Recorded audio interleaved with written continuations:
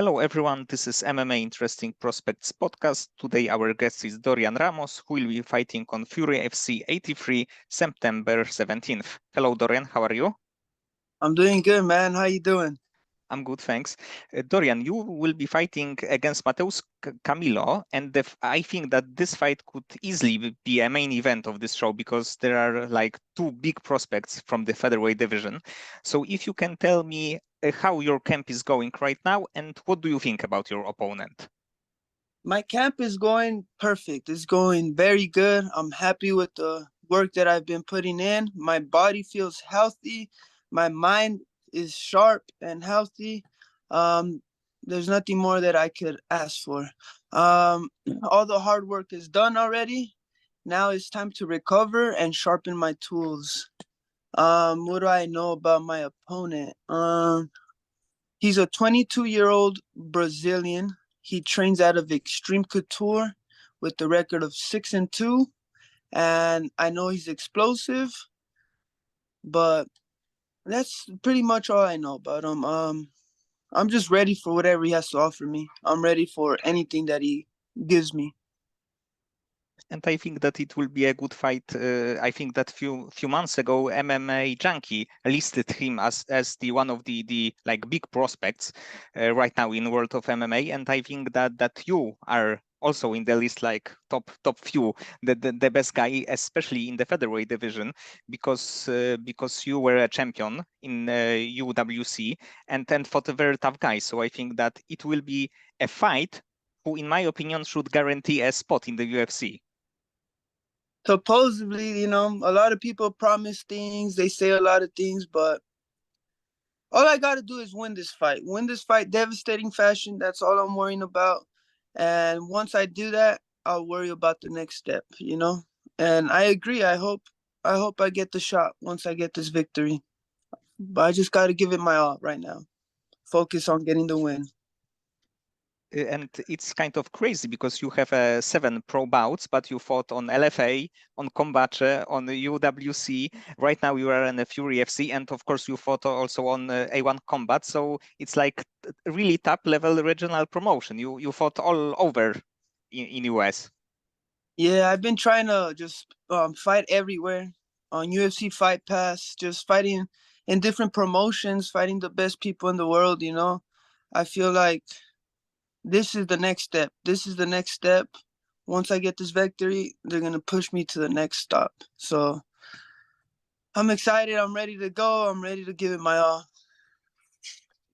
And you defeated Isaac Thompson. This is a guy that I think that in some time, maybe in a few years, will be in the UFC, and he will be successful, and you knock him out. So I think that it's also that you fought against really tough guys on the regional competition like scene, and also this opponent will be really tough.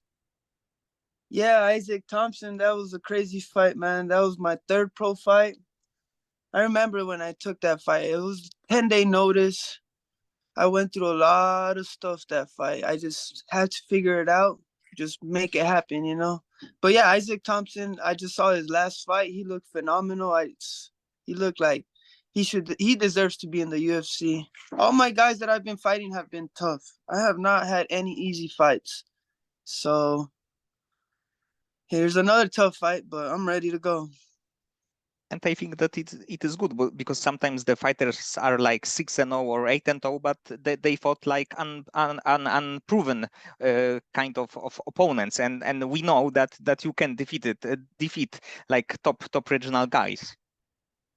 Yeah. A lot of these guys, they get tomato cans. They build a record on easy fights and stuff, and I know I haven't done that. So I would say that Mateus Camilo, he hasn't had the fights that I've had. He hasn't been in the fire. He hasn't gone through what I've gone through in that cage. I have more experience than him, so I feel like that's the difference between me and him. That'll make the difference. And you fought on championship fights a few times. And if you can tell, what is the difference between a 3 rounds fight and a 5 rounds fight? The difference between the three rounds and the 5 rounds, it's all mental. It's all having the will to keep going, to keep fighting when you're exhausted. That fourth round and the fifth round is, you cannot explain that until you're in there. And I feel like that's what's gonna give me the extra push to get my victory, to get to where I want to go. Um, it's just pushing through exhaustion, where both fighters are exhausted, both fighters are tired. You just have to figure it out when you're inside there and not give up. And you have a like 5 round finish, I think that by rear naked choke, and it's actually quite rarely happen that the fighter is able to like submit or knock out his opponent in 5 rounds. So I think that it's also good for your like mental game. No, yeah, for sure, man. That those 3 fights, the 3 5 round fights, now that I take a 3 round fight, I'm not saying it's easy, but I'm like, man, I could do this like nothing. If I already did the 5 rounders, what makes you think I can't do a 3 round fight? And then my first 5 round fight, I took it on 25-day notice from coming from vacation, not doing anything, and I went and fought 5 rounds, and I finished the fight. I won every single round. Um, the second time, it was close. My second 5 round fight, I believe it was either 2-1 I was up or 2-1 he was up. And then the fourth round, I took it. Fifth round, I think he had nothing left in him, and I had a little bit more. That's why I got the finish. And what would you say it's like your prediction about your next fight? Would it be a finish, or maybe it will be like decision, but it will be not be close? No, I believe I'm gonna finish him anywhere in the second round to third round. I believe the first round is gonna be very even. The second round, I'm gonna start taking over. Third round, I'm gonna look for the finish. That's what I believe. Hopefully TKO, if not submission. But I always look for the finish, man. I don't like going to the judges. Last time I went to the judges, I took a loss. So, well, not the last time. My first loss was a split decision loss, which I did not lose, but the judges, gave it to the hometown guy. It is what it is. I learned a lot from my loss, so I just learned from it. But from the style that you are presented, like the defense know that we can expect finishing in any second, either in the first round or even like third round. Yeah. I would love for it to be first round, but I've never had a first round finish. I would love to get one. I would love to go in there, get my business done, and get out healthy. But I've been fighting all these killers that they're hard to put out in the first round. So, yeah, I predict second or third round finish. But I think that you have this kind of style that the first round finish will happen. Maybe not in this fight, but in like next few fights, you maybe like three first round finishes in the row. Oh, I hope, man. Please put that out to the world. I hope that happens. Yeah, man, my style. Everybody knows what I'm gonna do. They just have to prepare for it and stop me, but it hasn't happened yet. And how did your journey with MMA or overall combat sport started? I started wrestling at a young age, about 5 years old. My dad put me in wrestling, and I just started wrestling. I had over 60 wrestling matches as a little kid, and then I stopped wrestling for years. Maybe when I was like 7 or 8, I stopped wrestling till I was 14. So I stopped wrestling for 6 years. But in that time zone, I was into boxing. So my mom signed me up in boxing, and I would just go and train, do my routine. I never really sparred or none of that. And my mind was always focused on fighting as a young kid. And then 8th grade came, and I got serious into wrestling in my middle school, Hohoku Middle School, and I started wrestling, and I didn't stop till after high school. Once I was done with high school, I started training. Actually, my sophomore year of high school, I started training MMA because my brother was going to Apex, the gym that I'm at now. So I started going with him, but I would just go and mess around, and just have fun because I've always wanted to be a fighter. So when I was a junior in high school, I took an exhibition match. I was about 15 or 16, and I fought a 21-year-old. It was an exhibition, headgear and shin guards, but I got good experience out of it. But I knew that's what I wanted to do when I stepped in the cage at a young age. So I've been doing this for a while, man. And That was my I think that the kind of years difference is rarely happen in even in amateur sport, because usually the fighters are in the same or very similar age. yeah, exactly. And if you can tell more about your gym, the gym that you are training, Apex MMA, do you have like the sparring partners, the prospects that in few years like the whole MMA world would like know about? My gym is Apex Mixed Martial Arts under Joey Rivera. I have we have plenty of guys that will be in the next big show. We have Adam Ortiz, he fights for Combate Global. We have Humberto Duarte, also fights Combate Global. Barry Hedgebeth, and those are our pros as of right now. But we have a lot of young prospects coming in. But the difference between my gym and other big gyms is that, say, we'll use Camilo as an example. He trains at Extreme Couture. Who's the main guy at Extreme Couture? Sean Strickland. He's fighting tomorrow. All the focus is on him. All the focus is on other big fighters. At my gym, we're a small gym with upcoming fighters. So one person has a fight, we all give them our work and our energy. Everything goes to him. So right now, everything is towards me. All my training partners are right there for me. My coach focuses on me. Everything is on me. So I'd rather have that than to train at a big gym where nobody even cares about me. But in the next few years, it's going to be a couple of us in the UFC. And we're going to put Tucson, Arizona on the map. So that's the goal. And I think that is very cool, like, let's say from your perspective, to see a fighter, a sparring partner who is like very quickly developing. And right now, let's say he's an amateur fighters, and in a few years he will be in the Bellator or the UFC, and you see him like started his journey. Yeah, exactly, man. We have a couple of them. All we have to do is keep grinding and keep dreaming, and we'll get there together. Just keep working together. That's it. I'm excited, man. And like from your perspective, what would you say it's a toughest stylistically matchup for you? If you can like imagine your opponent who on the paper could beat you. You're saying UFC? No, it can be in the UFC or overall like style. Oh, okay. Let me see. Who would be hard for me? I'm gonna say Max Holloway. That's the guy that I look up to at featherweight division that I want to fight. Like, I would love to be able to train with him just so I could get his techniques and learn how he trains. That guy has done 5-round fights his whole career basically, and he does not get tired. He just keeps going, and I feel like a fight with him would be tough.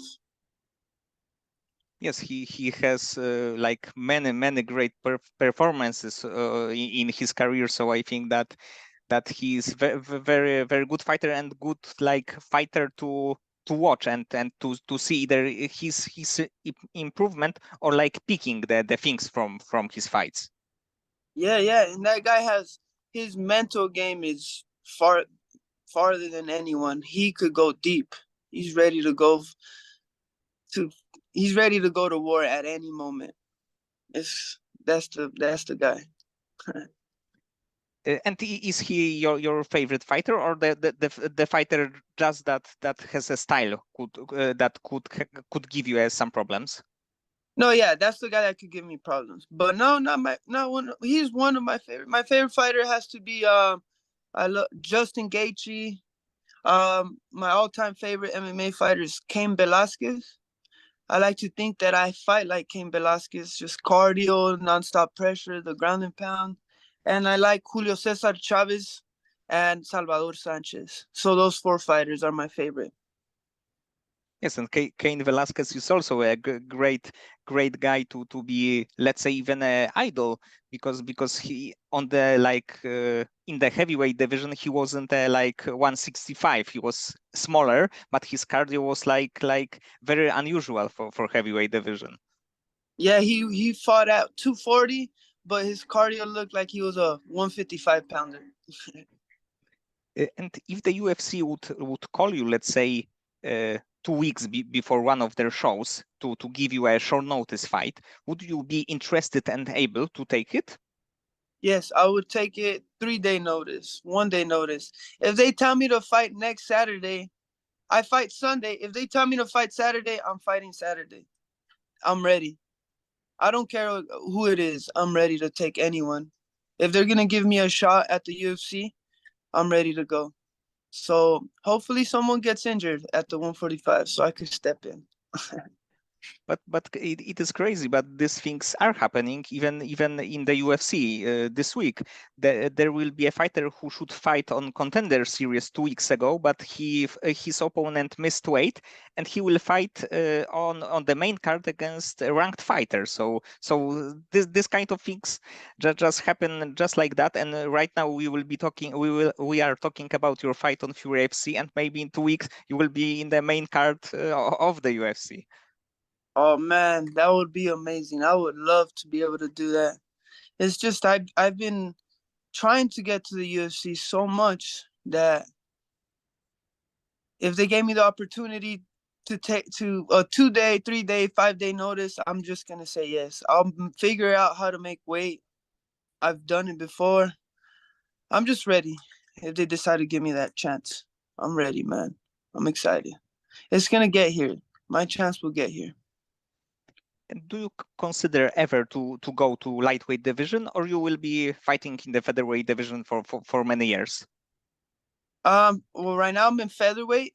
Lightweight, yes. I'd rather go lightweight than bantamweight. A lot of people tell me, why don't you go to bantamweight? You're a little fat. I don't want to cut too much weight. All these people cut tons of weight and they're miserable and they nearly die to make weight. I don't want to do that. I'm healthy at 145. I don't struggle. I eat good. I'm still eating good. My weight is good. 145 in the future, 155 for sure. Because I don't want to cut weight. I don't want to do that. All these people, I feel like cutting weight is cheating. All these people that weigh 190 to drop to 155, they weigh 180 to drop to 145. That's not right. I weigh 160, 162, and I drop to 45. That's like 18, 17 pounds. When I was like becoming a MMA fan, I was like super surprised when I find out that the weight cutting is such a big like thing in MMA. That I thought that maybe you are fighting in 155, you are weighting like 160 or something like this. And like you said, there are sometimes like very close to being 200. Yeah, it's crazy. Like Michael Chandler, he probably fights at 180, 185. He probably gains 30, 25 pounds after weigh-ins. A lot of fighters do that, but I'm good where I'm at. Actually, I wanted to fight for the 155 title after. So when I defended my title, I wanted to go up to 155, but we ended up taking another opportunity to fight to defend the title. My coaches and everybody decided not to go to 55. They say I'm too small for them, so it is what it is. And what is like the main goal for you, for your career in MMA? Do you want to be, of course, we are very close to being in the UFC, but do you want to be like the ranking in the rankings? Do you want to challenge for the title, being a champion? I want to be number one. I'm aiming to be the UFC champion. I don't want to just I don't want to just make it to the UFC. I want to make it to the UFC, stay in the UFC, and chase that title. Chase to be the best. That's it. Nothing else. And do you see anybody who right now can beat Alexander Volkanovski? Because he seems to be a really tough to beat for any featherweight right now. Honestly, oh man, Volkanovski's nice. Maybe Topuria, if he just goes in there and he takes his time and he, has a great game plan, maybe. But Max Holloway, I believe Max Holloway beat him in the second fight, but the third fight was so bad that you know, maybe Topuria. I don't see no one else. Who else could beat him? I don't think so. Just Topuria, maybe. Who do you think? No, I think that right now it seems that only age can beat him in the featherweight division, because I also think that Max Holloway won the second fight and he won at least 3 rounds. But overall, like in this trilogy, Volkanovski was better. So I think that even that Max Holloway is my favorite fighter, I don't see him right now beating Alexander. And to be honest, it's really tough, because I think that Volkanovski will defeat Topuria, and it will be like a little bit like a fight with Rodriguez, when the fans like, oh, maybe it will be some kick or some crazy action. But overall, Volkanovski was better. But it right now it's really tough to pick a fighter from the featherweight. Yeah, it is tough right now. I don't know. Volkanovski, he's a very good fighter. He's a very good fighter. By the time I get to the top, Volkanovski's gonna be done. I don't think he's gonna be there. There'll be new blood.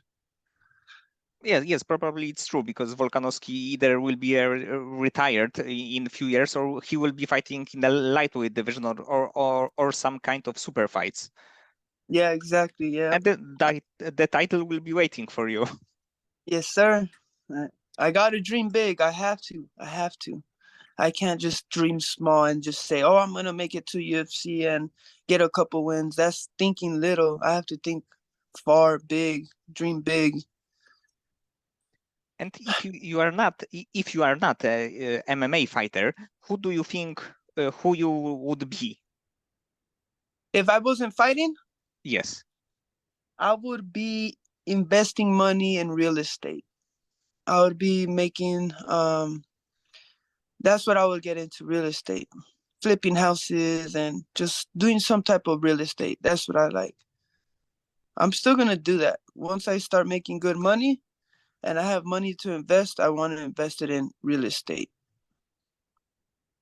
And I think that it's good that you have like let's say maybe not plan B, but something that you will want to pursue after ending your career. I think that is good, because sometimes I think that the fighting is the only thing for fighters that they have. So I think that it's really good to have a second thing.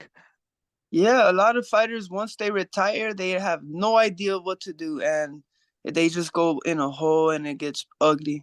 Not me. I already, everybody's gonna retire one day. Everybody's gonna have to stop fighting. So I'm not looking forward to that. I know it's gonna happen, and that's what I want to get into. Flipping houses, building houses. That's what I like.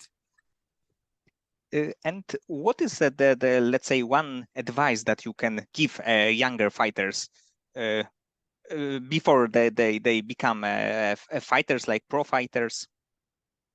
Advice is just love the grind. Love it. Love what you do, and just be happy. Just wake up in the morning and just give it 100%. Just go after your goals. If you have an amateur fight and that's the fight that you're taking, every day when you wake up, give it 100 towards that goal. Just give it your all and love the process. Don't forget to love it, because if you're miserable, you're fighting and you're miserable and you don't like it and you're unhappy, why are you doing it? I remember my first 2 fights, amateur fights, I would train so hard and I would push so hard that I hated it. And I learned that I shouldn't hate it. I should just love the grind, love the the the tiredness, love the grinding, love all of it. I just grew out of that already, but that's the advice I would give. Just dream big and aim for that goal, and just wake up every day and give it your all. And how do you deal with the stress before your fights, either in training camp or let's say few hours before your fights? How do I deal with it? I just go up to my wife and I tell her I'm feeling sick, or not sick, but I tell her that I'm nervous and I'm going through it, and she just tells me the right things I need to hear. She always tells me something that I need to hear. So if I didn't have my wife, I just think of all the greats. All the greats, I'm pretty sure all of them went through what I'm going through. The stress, the pressure. I try not to think about it. I try to stress and get nervous when I hit the arena, when I'm in the place. That's when I let the nerves hit me and everything, and I think about the fight and everything. I try not to do that out here when I'm at home. I try to stay at peace here at home. I try to just be happy, relax. Of course, when I hit the bed and it's time to sleep, I see the fight over and over again, but I've already seen so many fights. I see myself. I vision the fight so many times when I'm in bed. And by the time I get to the fight, I've already seen my fight 1,000 times, and I'm not nervous. I'm ready to go, man. I'm excited. So you like analyze all possible outcomes like and situations. Yes, I see myself in bad positions. I put myself in bad positions. I put myself in good positions. I put myself in everything just so I could already see it. But no matter what, at the end of my vision, I end up getting my hand raised. And what do you like to do in your free time? Do you have any hobbies outside of fighting, or do you like watch Netflix or some like TV series? I'm not big on TV series. The last time I watched the show was Vikings. I like that show, but I finished it. That's the type of stuff I like to watch, like Vikings or Game of Thrones, something that has to do with war. Hobbies, I like to just spend time with my family, with my wife, with my mom, my brothers, go out and eat, just roam around the city, stuff like that. I'm not really big into parties. Um, I want to start getting into um I want to get a bow and arrow. I want to start getting into that. I just haven't bought one, but I want to get one soon. So that's what I want to start doing, get into hunting and stuff like that. Maybe after this fight, I'll buy myself a bow and arrow and start practicing here at my house because I want to start hunting for deer and stuff. So maybe when you will make your UFC debut and you will get a performance of the night bonus, it can be like spent on this. Yes, I get that bonus. I'm going to invest it in real estate and buy myself a bow.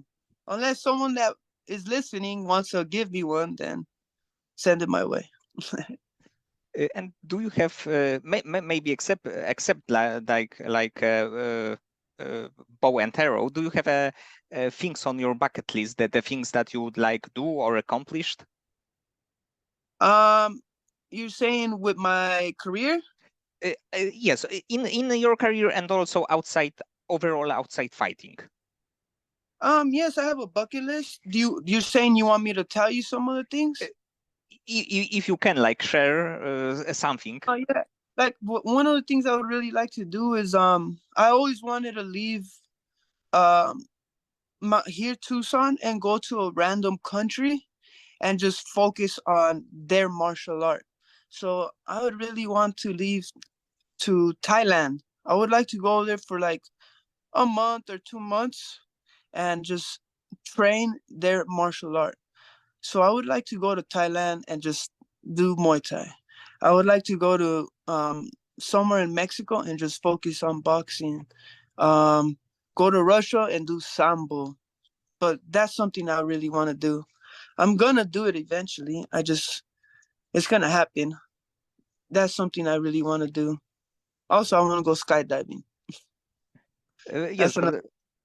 but going from let's say country to country seems to be a really cool concept, because in a few months you can be like really maybe not the master of this thing, but you can improve really like rapidly. Yeah, exactly. Just if I focus and learn their type of training and their school and just add it to my style, it's just gonna make me a better martial artist. Dorian, so many thanks for this conversation. I hope that you will win your next fight, and maybe in this year or on the beginning of next year we can see you in the UFC, maybe even on the main card. Thank you, man. I appreciate you for putting that out to the world. When you're watching my fight, pray for me. Just put a prayer. If you're watching this video and you're watching my fight, and I'm walking out, I'm about to go in there, just put a prayer out for me, and I'm gonna give it my all, man. I'm excited and I'm ready to go right now.